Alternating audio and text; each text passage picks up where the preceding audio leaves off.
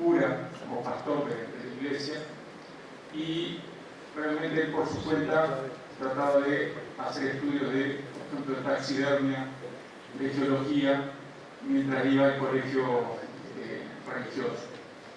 Hasta que un buen día se entera de que va a partir una expedición, la segunda expedición del BIC, hacia Sudamérica.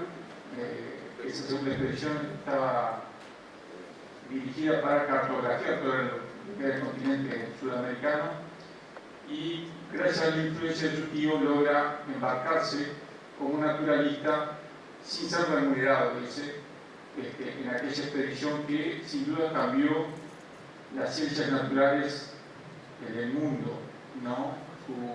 Cambió su visión de lo que era el estudio de las ciencias naturales con aquella expedición, y después su obra principal, La evolución de las especies. Parten en 1831, o sea, Darwin tenía 22 años, ¿no? Y llegan a territorio uruguayo por primera vez en 1832. Vive ancla en Montevideo, y Darwin parte hacia el este, ¿no? Canelones, Maldonado y La Valleja. Después va a Buenos Aires, la zona de La Pampa, Santa Fe, y regresa en noviembre de 1833 al puerto de Montevideo, y ahí toma hacia el oeste, ¿no? La zona de San José, Colonia y Soriano, que es lo que justamente vamos a hablar con Marcelo, y que se va a conmemorar justamente en noviembre los 190 años de la presencia de Darwin en aquella zona. Como decía, no solo cambia la historia de las ciencias naturales, sino que Darwin pone en el plano mundial a un paísito como Uruguay dentro del estudio de las ciencias. No solo en la geología, sino que en las ciencias naturales y especies nuevas que descubre en nuestro territorio. Así que comenzamos. Bien, muchas gracias, Jorge. Buenos días para todos. Bueno, realmente estar nuevamente en estas jornadas. Y bueno, el recorrido que va a hacer Darwin a partir del 14 de noviembre de 1833 va a salir de Montevideo hacia Canelones, va a tener el problema de cruzar el arroyo Canelones, en la zona de la ciudad de Canelones. Luego de Santa Lucía, que está vencido también, luego de San José, y va a llegar a la costa del Cufre, que es en el límite departamental del departamento de San José y Colonia, y va a hacer noche ahí. Y lo primero que llama la atención es lo variado del relieve, que él había pensado en una primera oportunidad que era todo muy llano, y luego en sus recorridas, cuando va a Santa Fe, ahí se da cuenta realmente de lo que es una gran llanura, y va a anotar en su diario esas quebradas, esas cuchillas que hay en la zona limítrofe entre Colonia y San José, que es la meseta de Cufre, y puntualmente va a estar esa noche del 16 de noviembre de 1833. Y acá la primera sorpresa para nosotros, cuando estamos haciendo la investigación, estamos releyendo el diario de Darwin, y nos pusimos en contacto con la gente de Sindapolía, que es donde estaba físicamente la costa, y no tenían la noticia de que Darwin hubiese estado ahí, lo cual toman ese dato, se le pasó la copia del diario, se le informó al alcalde, y el próximo noviembre se va a hacer un homenaje, se va a colocar una placa en las ruinas de esa costa también. Entonces hablamos de sociabilizar la información, el conocimiento, y justamente regionalizar estos datos es importante porque ya se va a integrar. Va a recorrer Darwin 175 kilómetros dentro del departamento de Colonia, es un plano 1759, en el cual va a marcar puntualmente el eje del camino real, que más o menos es paralelo a la ruta 1, y también siguiendo hacia lo que es la parte noroeste del departamento de Colonia. Ya una zona densamente poblada, por lo menos sobre el eje de este camino. Va a recorrer desde esta costa de Cufre y va a llegar el día 17 de noviembre a Colonia del Sacramento, desde lo que es la parte donde se encuentra actualmente Sindapolía. Va a pasar por lo que es el Colla, que lo nombra como la aldea del Colla, que es sobre el arroyo Cosa de Rosario, va a cruzar sobre el paso de Rosario, va a tomar un apunte de lo que era el río, un río bastante caudaloso, bastante profundo, esto es casi una confluencia sobre el arroyo Coyo, y luego va a llegar a Colonia del Sacramento. Una colonia, evidentemente, de 1680, que la va a encontrar prácticamente destruida por muchos años de guerra. Las fortificaciones también ya habían empezado a decaer de su parte estratégica. Evidentemente, que no estaba en este caso el faro, que es de 1857, y va a ser una gran descripción. De hecho, también va a haber un excavación en una casa donde hay restos de la historia patagónica, que lo va a registrar, va a hacer un gran análisis de lo que son las construcciones en Colonia, y también va a tener un tema aparte con lo que es la iglesia. En 1823, un rayo había caído en la iglesia servía de polvorín, en ese momento estaba en manos de los brasileros, estaban haciendo un Te Deum el 14 de diciembre de 1823 en reconocimiento a Pedro, el rey de Brasil, y en este caso él va a poner en su diario el efecto de la naturaleza del rayo con la pólvora, y va a encontrar una iglesia totalmente destruida. Luego de Colonia se va a dirigir unos 25 kilómetros al norte, a la Rinconada, que forma el río San Juan, el río de la Plata y el arroyo San Pedro, que actualmente lo ocupa lo que es la barra de San Juan, esa zona conocida así, un establecimiento que no da el nombre del anfitrión, es una pena no tenerlo, suponemos que puede ser significativo, y en el cual va a haber una estancia con unas 3.000 cabezas de ganado, 800 yeguas, 600 ovejas y 150 potros, y ahí también le va a llamar la atención lo que es, en este caso, una vaca con una deformación genética.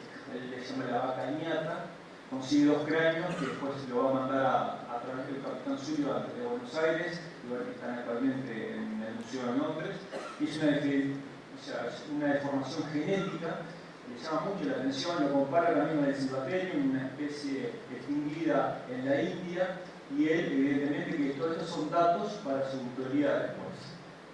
De la barra va a continuar hacia el norte y va a pasar al relato que le va a hacer Jorge.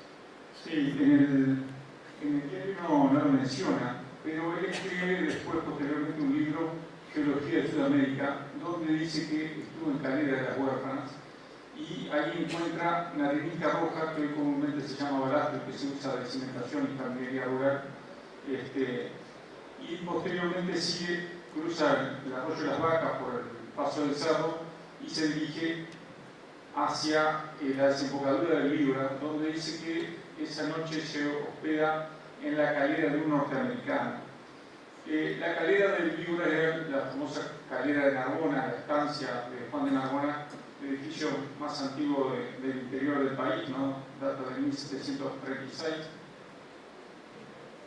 Y el norteamericano era Josué Bond, que la había adquirido en 1829, hermano de Jane Bond, no del espía inglés, pero era medio espía, porque tanto Josué Bond como Jane Bond eran cónsules, fueron los primeros cónsules norteamericanos en Uruguay, y por lo tanto los cónsules de aquella época eran espías, o sea, que llevaban toda la información que podían hacia sus respectivos países, ¿no?